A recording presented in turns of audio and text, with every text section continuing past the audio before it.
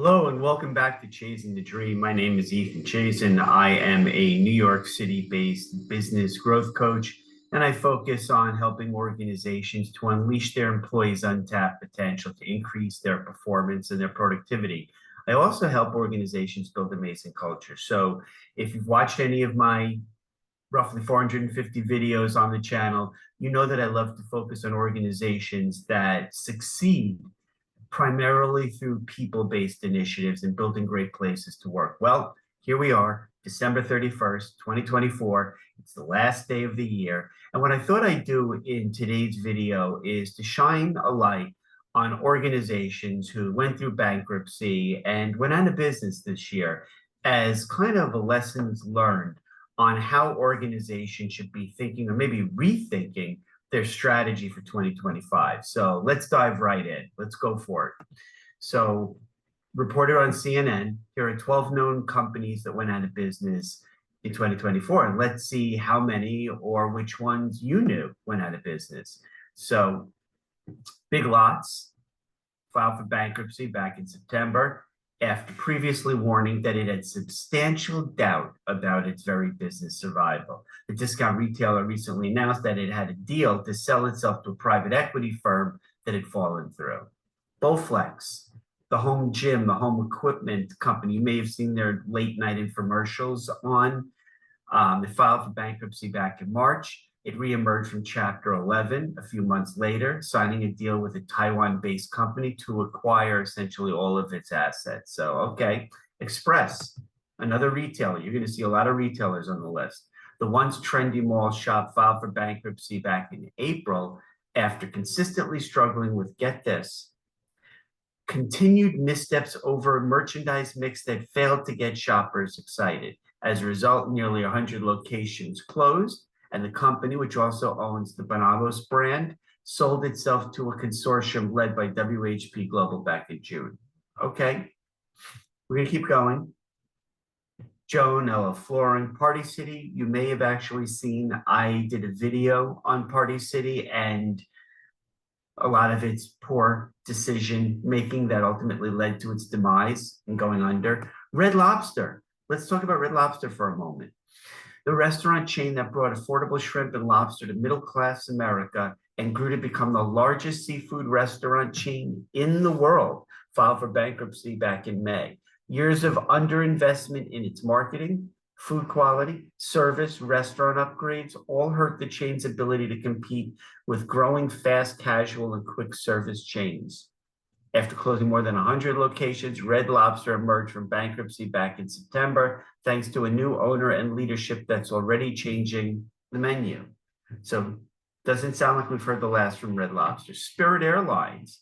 You may have heard of the plucky, cheeky, small carrier. The yellow-hued budget carrier landed in bankruptcy in November because of mounting losses, unaffordable debt, increased competition, and the inability to merge with other airlines. Okay, we're going to keep going. Stole TGI Fridays. Yay, TGI Fridays. True Value, Hardware, Tupperware, the kitchen brand known for its plastic food storage containers, filed for bankruptcy back in September after years of failing popularity and financial troubles. In late November, Tupperware's brand name and intellectual property were bought by a private equity firm that aims to keep the company operational. So we may not have heard the last from Tupperware as well. So big name organizations that's struggling to stay in existence, filing for bankruptcy protection. So I want to go to Bharat TV as well, Bharat News reporting. Year-ender 2024, from Spirit Airlines to Bijou's, top firms sought bankruptcy protection. Spirit, I mentioned, but I want to go a little bit deeper. In November, it went into bankruptcy protection, facing mounting losses, insurmountable debt in the post-pandemic travel landscape. The airline lost over $2.5 billion just since 2020 and faces impending debt payments of $1 billion between 2025 and 2026. I mentioned Red Lobster already, the world's largest seafood chain. Red Lobster filed for bankruptcy back in May, counting over $1 billion in debt and less than $30 million in cash reserves. In bankruptcy documents, CEO Jonathan Tybus said debtors faced numerous financial and operational ultimatums, including a challenging macroeconomic atmosphere, a bloated and underperforming restaurant footprint, which means poor strategy and poor implementation operations, failed or ill-advised strategic initiatives, and steep competition in the sector. I want you to please listen to the language that I'm using to describe what the rationale is or the reason is for all of these organizations going out of business. LaVie Care Centers, a prominent name in skilled nursing in the United States. LaVie Care Centers filed for bankruptcy back in June. The Atlanta-based company blames the pandemic's lingering effects and excessive labor costs. That's always good. Blame the fact that you have to pay your employees for its financial difficulties. The company has over $1.1 billion in outstanding debt. Body Shop, US and Canada-based Body Shop, venerable organization that I did quite a bit of shopping in the past few years. A leading UK-based cosmetics brand, Body Shop filed for Chapter 11 insolvency, which is a legal process, Chapter 7, that allows individuals and businesses to discharge most of their debts by liquidating their non-exempt assets. The company winded up its US stores back on March 1st, liquidated 33 of 105 stores in Canada, along with discontinuing online sales in Canada. Tupperware, I mentioned, Bijou's Alpha, Northvolt, Avon, Anglo-American multinational cosmetic skincare, Avon. Okay. So here we go. What's the common thread? What are the things that you're hearing over and over again? Results post-pandemic, inflation rates, poor strategy, maybe supply chain, maybe failed business model, maybe changing consumer preferences and taste patterns, maybe competition. What's the one thing that you don't hear, you didn't hear me say in any of those announcements, which portends a need for organizations to stop the insanity, get their shit together, and rethink their business strategies? What you don't hear is anything pertaining to they didn't have the right access to the right people. They didn't leverage their employees to full potential. They didn't solicit ideas from their workforce on how to come up with new product service offerings or reduced operational inefficiency and cost. You never heard any mention of them giving over ownership, employee stock ownership plans to their employees. You never heard about a shift from, organizational pyramid command control structure to flatter matrix organizations where they were run by self-managed teams. Never heard any of that, did you? And there's a logic to it. There is an underlying reason why organizations do not know how to adapt.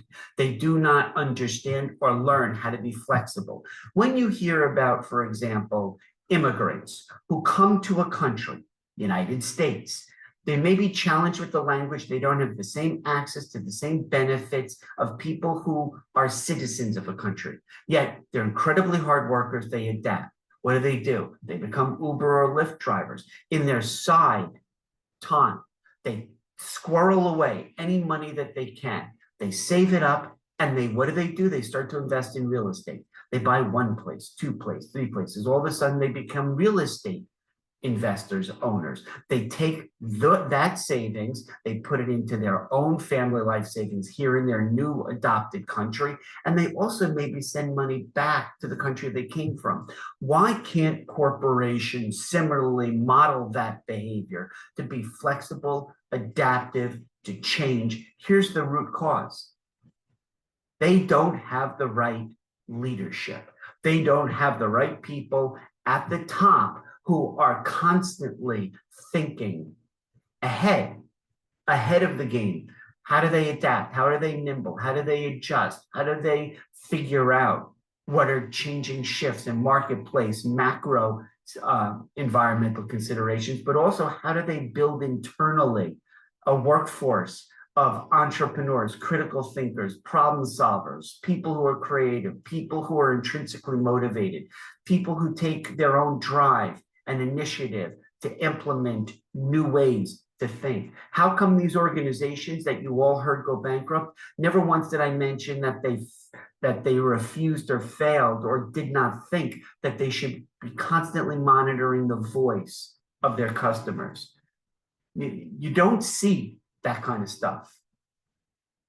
Organizations who fail consistently exhibit a very, very specific pattern of behavior. And that's why I started this Chasing the Dream YouTube channel.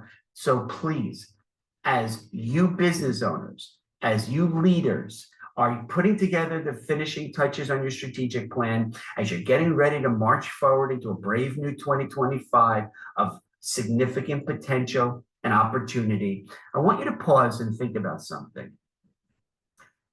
No organization struggles when they're constantly empowering their employees. They're constantly building strong relationship bonds with their customer base. So if you need to think about anything else, think about this. You've got three ways that you can become significantly competitive for the long haul. One, strategy. Strategy don't matter in the long haul, because if you have a great strategy and you have a really, really suspect workforce, you're going to go out of business. So strategy. Second, operational efficiency. Really squeezing blood from a stone. Every organization understands technological innovation to a certain extent. They all have access to EOS implementers, integrators. They all have supply chain technology. They all understand AI's importance. They know how to kind of look things up on ChatGPT. Technology is a lowest common denominator. Technology and operational concerns are not going to be a competitive differentiator. They're not. So strategy out the door, operations out the door. What does that leave you with? People. People in your organization are your superpower. People hiring the best, not based on job description, throw that out. Hiring the best based on amazing attributes, demonstrated prior work success, demonstrated successes. You want people with certain attributes, behaviors that they've demonstrated throughout their career, whether they're in their 20s or 60s. Bring them in, give them everything they need in terms of support to be amazing. They'll perform and produce at a high level, and that will positively impact your financial performance. So thank you for taking time out of the end of the year to check out this video, or maybe you're looking at this at the start of your new year.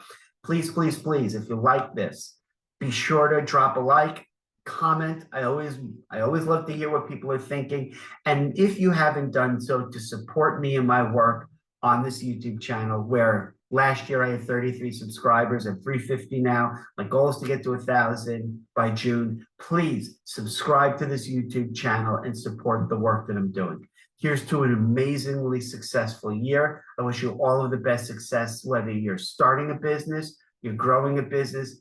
Focus on two things: building an organization with amazing workplace culture, and dedicate first and foremost most of your efforts to building a powerfully pro-employee workforce. Thank you.